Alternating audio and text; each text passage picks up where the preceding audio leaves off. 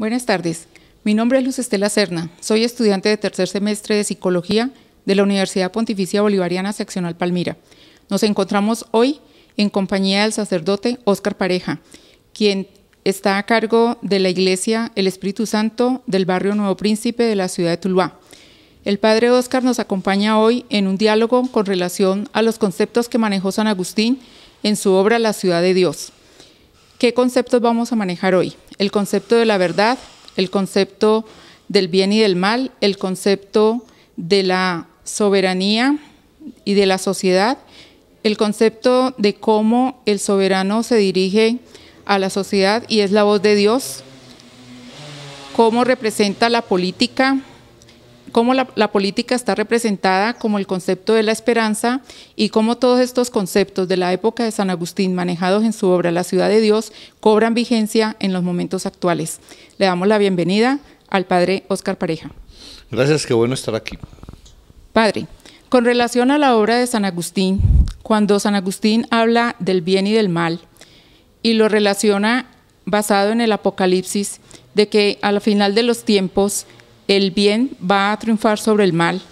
La Iglesia, en toda su historia y en los momentos actuales, ¿cómo se puede ver representado ese concepto que San Agustín manejó en su obra La Ciudad de Dios? Yo pienso que en el fondo lo que Agustín maneja es un concepto que nosotros tenemos que manejar desde la fe, y es que el bien definitivamente no solamente va a prevalecer, sino que prevalece sobre el mal. Y Jesucristo es eso. Jesucristo es aquel enviado del Padre que vence en la cruz, con su muerte en la cruz vence la muerte, vence el mal y vence el poder del mal. Entonces no es únicamente una cosa a futuro, sino que tiene que ser, para la persona que tiene fe, una realidad de hoy, lo que somos. Y no pensar como el bien simplemente como una cosa que va a pasar a futuro, sino también pensarlo como algo que yo tengo que hacer todos los días. Porque lo bueno es una opción del creyente y es una opción permanente del creyente. Padre, cuando hablamos de lo bueno y de lo malo y hablamos del libre albedrío, ¿a qué nos referimos con ese concepto?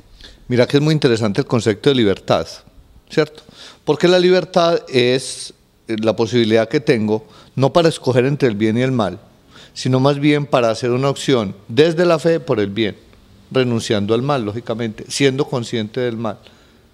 Ahora, yo soy libre porque Dios me creó un ser libre, claro que sí, pero es una libertad para el bien, y eso ocurre en la vida corriente. En la vida corriente las personas tenemos libertad, por ejemplo libertad para el bien, pensarlo en el campo laboral, pensarlo en el campo relacional, en la parte afectiva, siempre es para el bien. Cuando la libertad me da para el mal, se llama libertinaje, y cuando vos sabés que en nuestra relación yo estoy haciendo una acción por el mal, pues esa relación se acaba, porque nada puede fundarse en el mal. ¿Qué pasa con la fe hoy en día? Cuando uno ve en los noticieros, en los medios, en el accionar del hombre actual, uno ve la presencia del mal. A ver, yo sí diría que la fe tiene una crisis, ¿cierto? Pero la fe siempre ha sido crisis, tanto que los apóstoles al lado de Jesús le dicen, Señor, aumentanos la fe. Pero venga, y si están al lado de Jesús, ¿cómo que aumentanos la fe?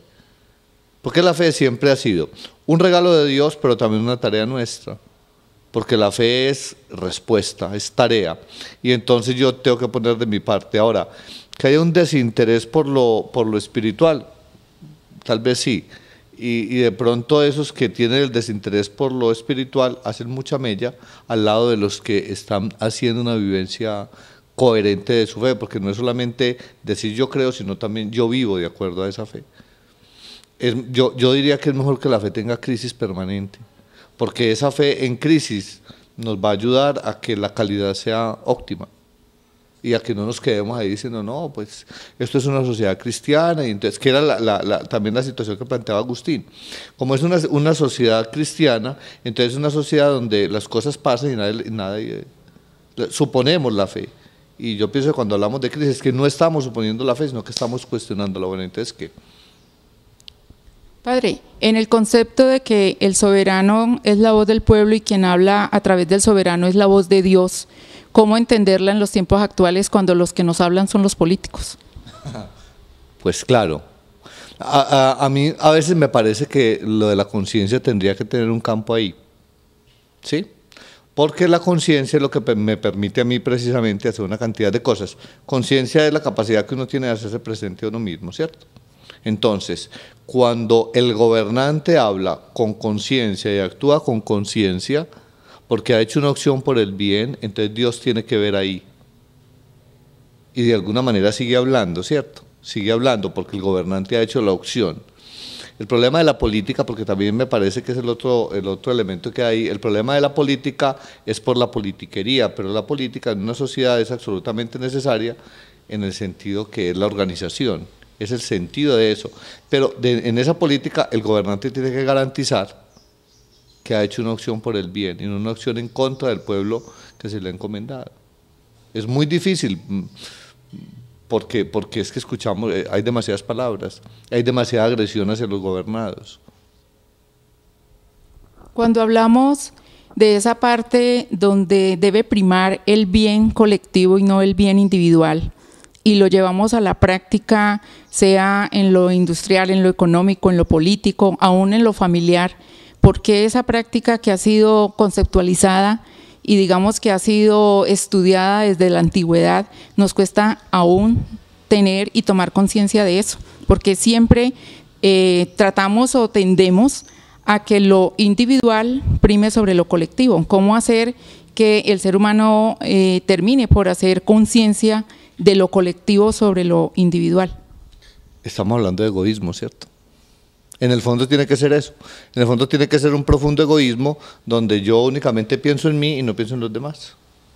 Entonces cuando yo pienso en mí, pues a mí qué me importan los otros. Y cuando me dicen, no, es que venga, prima lo colectivo.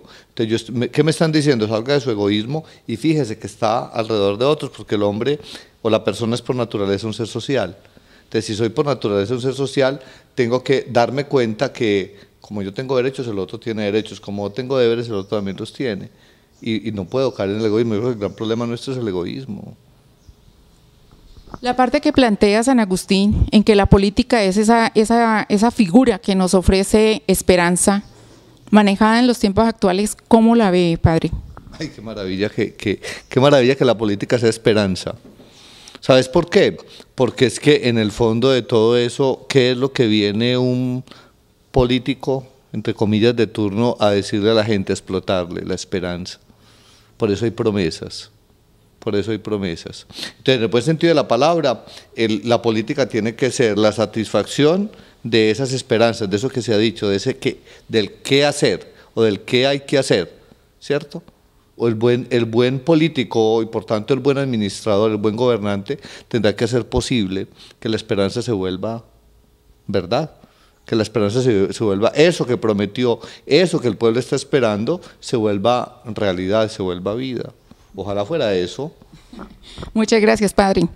Muchas gracias por su aporte y hasta una próxima ocasión.